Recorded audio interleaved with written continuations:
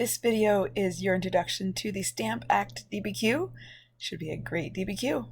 The question is, was the Stamp Act justified? And this fits right in with our target to recognize and evaluate the factors that contributed to the outbreak of the American Revolution. So why did the war start? Stamp Act is definitely part of that.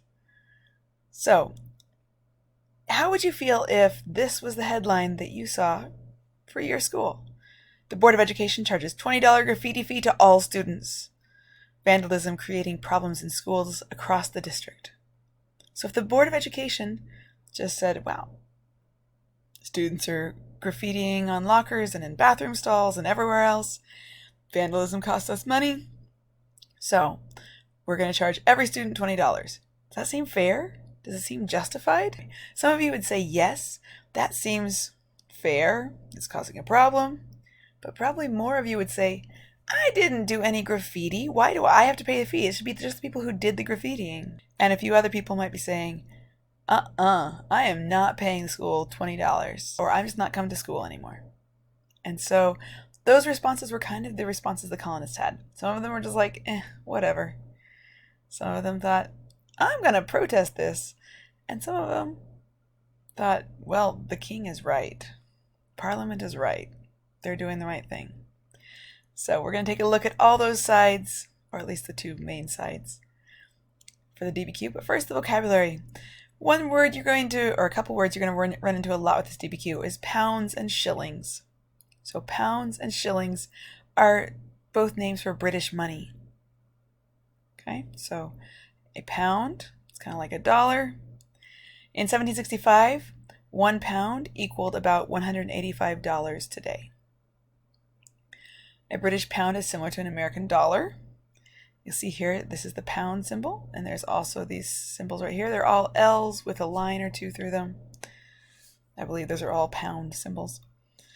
And then the smaller coins. So if we have a dollar, we break it into like quarters, dimes, nickels, all that. So British money, they still use pounds, and then they use shillings. There are 20 shillings in 1 pound.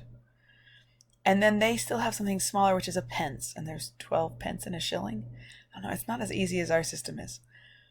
Okay, so 20 shillings in 1 pound. Just realize it's kind of like, a pound is kind of like a dollar. A shilling is kind of like a nickel. Except it's worth a little bit more. And then we have the next word. A debt is the next word. An amount of money that has been borrowed and now needs to be paid back is called a debt. Some related words are loan, which is the money that's borrowed. So if you owe a debt, it's because you took out a loan. And a debtor is the person who owes the debt. Now, a word that you want to be careful about that's not related is debit card. You might know somebody who has a debit card. A debit card uses only money that's already saved in the bank. So that is not the same as a debt. Even though there's only one letter different, those are not similar words. Our third word is represent. And with represent, we also want to have several other forms of the word, like representative and representation.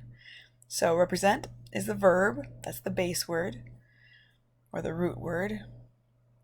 So represent means to act or speak for a group of people. So the cross-country team, pictured here, represents our school. A representative is a person who represents people. Person who serves in the legislature and represents the people who elected him or her. And then representation. The representative is the representation for the voters. So all three of those are related to the same concept of somebody representing a group of people. The next word is repeal. This is a verb. When people don't like a law, they want to cancel or overturn the law. They want the law repealed. So repeal means to cancel or overturn a law. Duty is a noun. Yes, go ahead and giggle. It's duty. All right, so duty is a tax on imports. Okay, we've already talked about tariff, a duty, a tariff.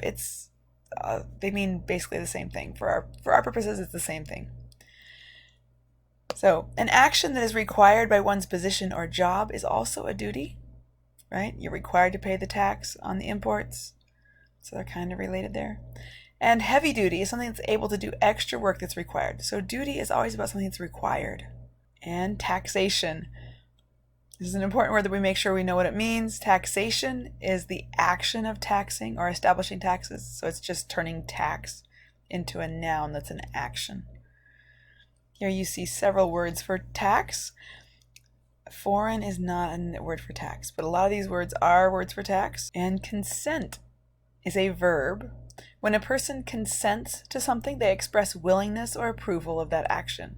He or she agrees to it. Parliament, you probably have already learned, but we need to review it just to be very clear because Parliament is very important in this DBQ.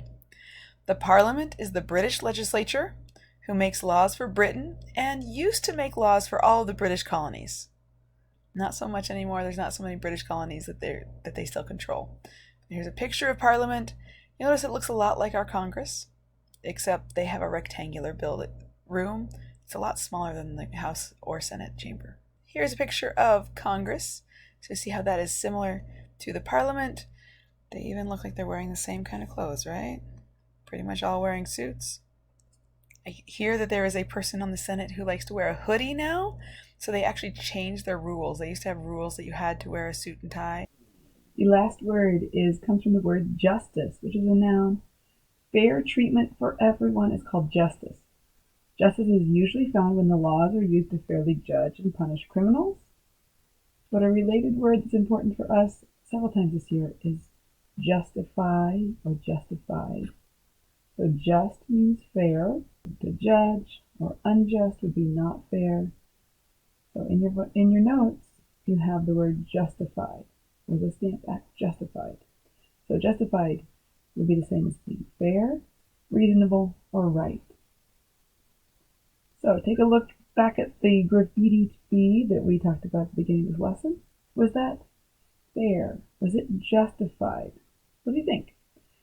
In the example box, give me one quick answer, like yes or no, and then 2 or 3 words about why it was or was not fair.